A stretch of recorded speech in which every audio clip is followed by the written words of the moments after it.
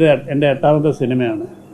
ഒരു ഭയങ്കര ഔട്ട്സ്റ്റാൻഡിങ് ആയിട്ടുള്ളൊരു പെർഫോമൻസ് ഞാൻ കണ്ടത് ഇതിൻ്റെ റീറെക്കോർഡിങ്ങിലാണ്.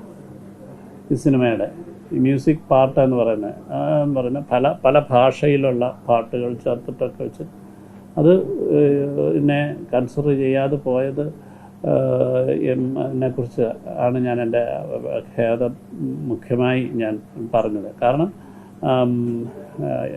ഓരോന്നിൻ്റെയും എല്ലാത്തിൻ്റെയും പെയിൻ നമുക്കറിയാം. എത്രത്തോളം റീവർക്ക് ചെയ്ത ഒരു ഇതിൽ അതാര് ചെയ്തു എന്നുള്ളതിനെക്കുറിച്ചുള്ളതല്ല, പക്ഷേ അത്രയധികം വലിയ ഒരു സ്കോറ് കാണാതെ പോയോ അല്ലെന്നുണ്ടെങ്കിൽ എൻ്റെ ഒരു മ്യൂസിക് കേരളം മുഴുവൻ പാടിക്കൊണ്ട് നടക്കുന്ന പാട്ടുകൾ ഉള്ള ഒരു സിനിമയുടെ അത് കാണാതെ പോയോ എന്നുള്ളത് ഒരു വലിയൊരു ലെജൻഡിനെ നമ്മൾ എങ്ങനെ കണ്ടു എന്നുള്ളതിനെക്കുറിച്ച് ഉള്ളൊരു ചോദ്യം മാത്രമേ ഉള്ളൂ.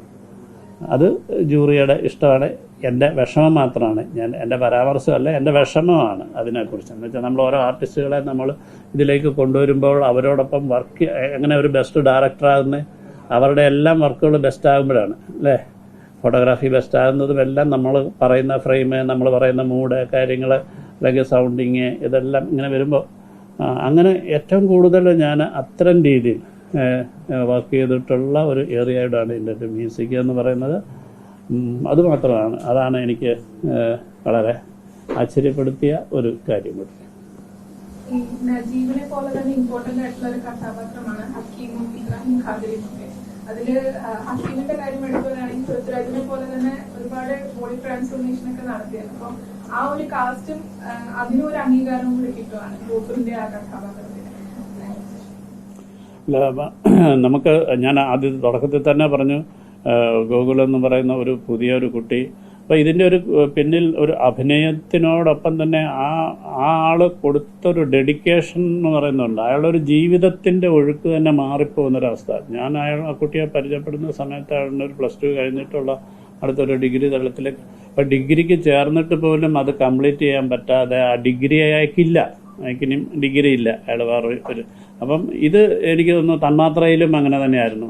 അർജുൻ, തന്മാത്രയിലെ അർജുനും ഇതുപോലെ തന്നെയായിരുന്നു, സ്പെഷ്യൽ ജൂറി അവാർഡ് കിട്ടിയിരുന്നു. അപ്പം ഗോകുല് പൊതുവെ ഒരു മെലിജ ആളായതുകൊണ്ടായിരിക്കാം അവനും ഇതിനപ്പുറമായിട്ട് പട്ടിണി കിടന്നിട്ടുണ്ട്. അവൻ ഭ്രാന്തനായി പോകുന്ന ഒരു ചില അവസ്ഥകൾ കണ്ടിട്ടുണ്ട്. കാരണം ഈ ക്യാരക്ടറിനെ അങ്ങോട്ട് കൊണ്ടുവന്നിട്ട് ഇവൻ്റെ രീതികൾ, ഇപ്പോൾ ഒരു ഷെഡ്യൂളിൽ ഞാൻ ഭയങ്കരമായി അവനെ ഈ ഹക്കീമിനെ ഇങ്ങനെ അവനങ്ങ് ഇമാജിൻ ചെയ്തുകൊണ്ട് പോവുകയാണ്. അപ്പം ഞാൻ അതിൽ നിന്ന് ഇറക്കിക്കൊണ്ട് വരികയാണ്.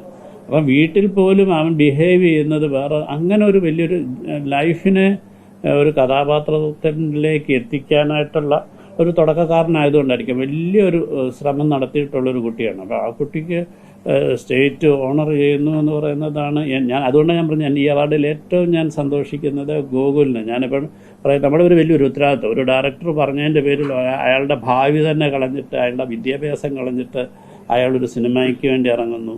ആ ആൾക്ക് ഒരു വിലയും മതിപ്പും കൊടുക്കാൻ പറ്റുന്നു.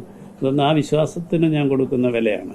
അപ്പം അത് ബാക്കിയുള്ളവരൊക്കെ പ്രൊഫഷണലാണ്, ബാക്കിയുള്ളവരെല്ലാം പ്രൊഫഷണലായിട്ട് ആ ജോലി ചെയ്യുന്നു, അതിൽ മികവുണ്ടാക്കുന്നു എന്നുള്ളതാണ്.